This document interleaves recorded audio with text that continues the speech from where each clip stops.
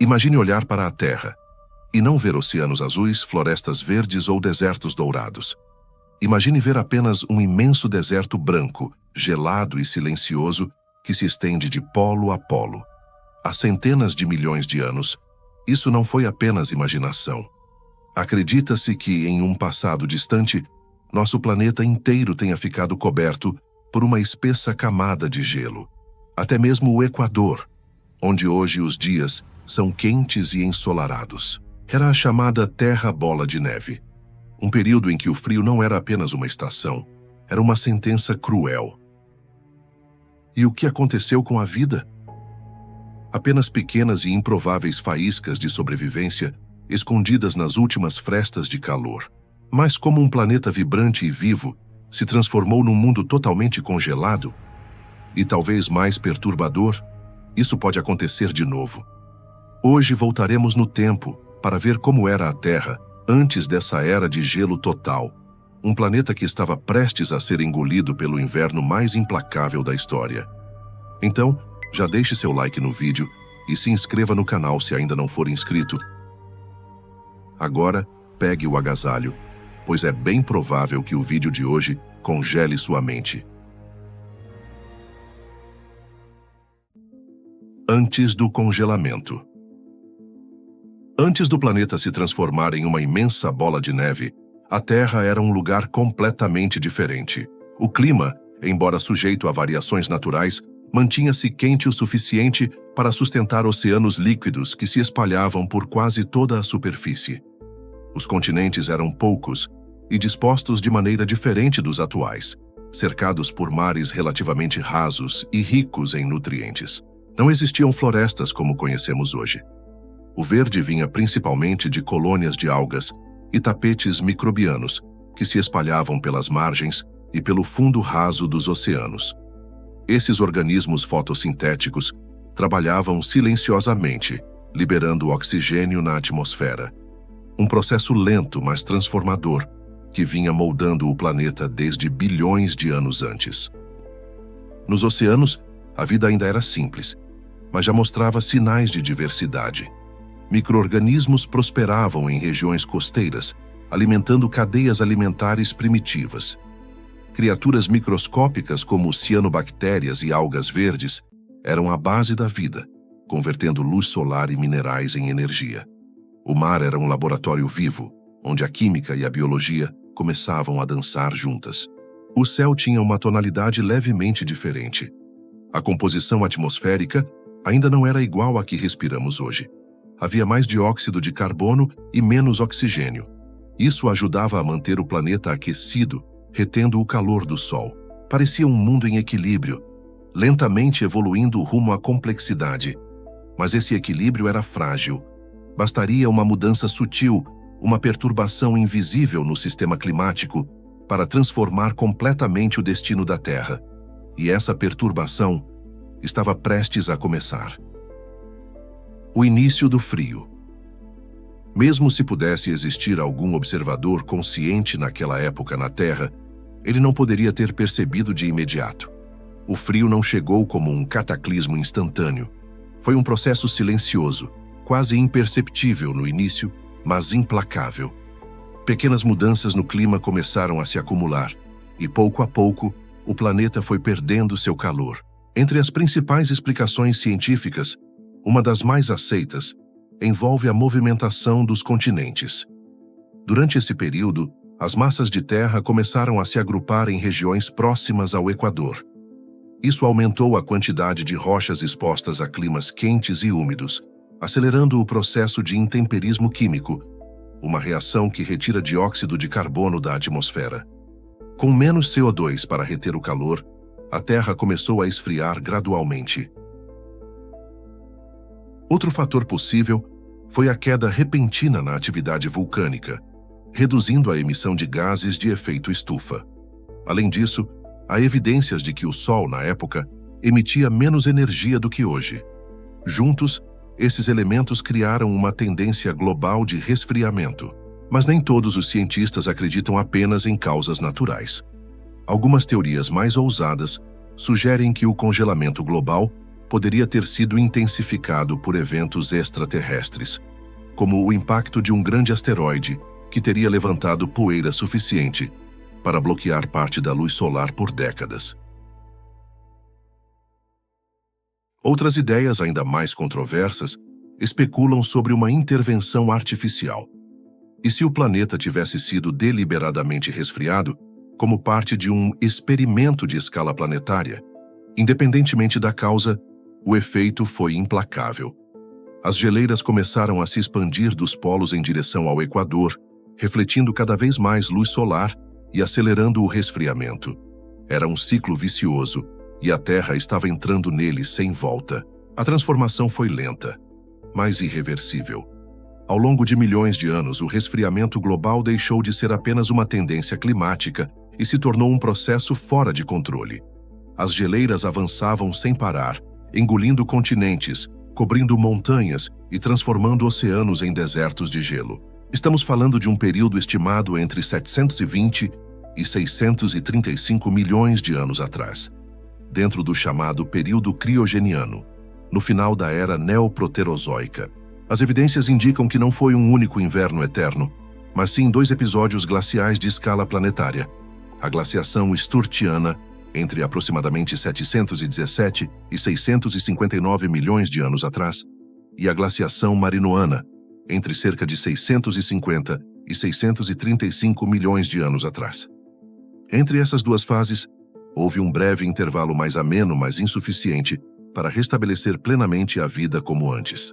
Durante o auge dessas eras glaciais, acredita-se que quase toda a superfície da Terra estava congelada, inclusive regiões próximas ao Equador, onde hoje o calor é intenso. O gelo formava uma crosta espessa sobre os oceanos, talvez com vários quilômetros de profundidade.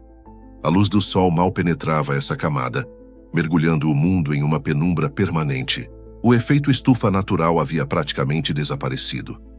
Com tanto gelo refletindo a radiação solar de volta para o espaço, o planeta afundou num ciclo vicioso de frio extremo. As temperaturas médias globais podem ter caído para cerca de menos 50 graus Celsius em algumas regiões. Para qualquer forma de vida que dependesse de calor ou luz, a sentença era clara: a extinção. Mas, de alguma forma, algumas espécies resistiram. A Terra congelada se tornou um cemitério silencioso. A imensa camada de gelo cobria oceanos e continentes. Não era apenas uma barreira física, era também uma sentença ecológica. Sem luz solar suficiente para penetrar nas águas, a fotossíntese praticamente cessou. Isso significou o colapso imediato das cadeias alimentares baseadas em organismos fotossintéticos, desde microalgas até criaturas um pouco mais complexas que dependiam delas para sobreviver. A vida marinha foi a mais atingida. Nas regiões superficiais, onde antes havia abundância de organismos microscópicos, reinava agora um vazio gelado. Apenas em alguns pontos muito específicos, como em regiões com atividade vulcânica no fundo do mar, a vida conseguiu resistir. Nessas zonas hidrotermais, calor e minerais escapavam das profundezas da crosta terrestre, permitindo que comunidades de micro-organismos sobrevivessem através da quimiossíntese, um processo que dispensa a luz do sol e utiliza energia química para produzir alimento. Na superfície, a situação era ainda mais dramática. Qualquer forma de vida que dependesse de calor ou vegetação foi extinta rapidamente. Rios e lagos congelaram até o fundo. Os continentes, cobertos por gelo e neve, se tornaram terras mortas.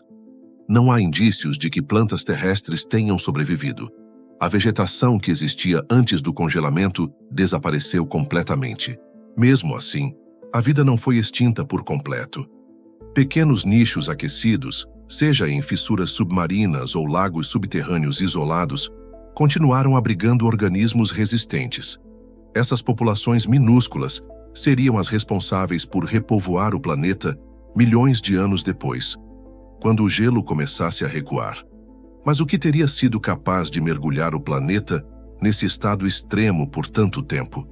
E se as causas não fossem apenas naturais? A explicação mais aceita pela ciência aponta para um conjunto de fatores naturais, todos atuando juntos, como engrenagens de uma máquina climática descontrolada. O reposicionamento dos continentes, que expôs grandes áreas de rochas a regiões tropicais, teria acelerado o intemperismo químico, removendo enormes quantidades de dióxido de carbono da atmosfera. Com menos CO2 para reter calor, o planeta começou a esfriar. Ao mesmo tempo, há indícios de que o Sol, naquela época, emitia menos energia do que hoje, o chamado paradoxo do Sol jovem fraco. Essa menor intensidade de radiação ajudou a manter o resfriamento, e uma vez que o gelo começou a se espalhar, seu alto poder de refletir a luz solar criou um ciclo vicioso. Mais gelo, menos calor absorvido, temperaturas ainda mais baixas. Mas nem todos acreditam que essa seja toda a história. Há teorias mais ousadas e controversas que sugerem que o congelamento pode ter sido intensificado ou até mesmo iniciado por eventos cósmicos. O impacto de um asteroide, por exemplo, poderia ter levantado poeira suficiente para bloquear a luz do Sol durante décadas, dando o empurrão final para mergulhar o planeta no frio extremo. Outros vão ainda mais longe. E se esse congelamento não tivesse sido um acidente? E se alguém ou algo tivesse manipulado o clima global de propósito? Alguns teóricos da conspiração apontam para a possibilidade de uma intervenção artificial, talvez para reiniciar a vida no planeta, ou até preparar a Terra para um propósito que não conseguimos compreender. O degelo. Depois de milhões de anos aprisionada sob gelo, a Terra começou lentamente a despertar. Algo mudou no equilíbrio climático, e o que parecia ser um inverno eterno deu sinais de enfraquecer. A explicação mais provável envolve a própria atividade interna do planeta. Durante todo o período de congelamento, vulcões continuaram a entrar em erupção, mesmo que ocultos sob o manto branco. Essas erupções lançavam enormes quantidades de dióxido de carbono na atmosfera. Como o planeta estava coberto de gelo, não havia vegetação para absorver esse CO2, nem chuvas suficientes para retirá-lo do ar.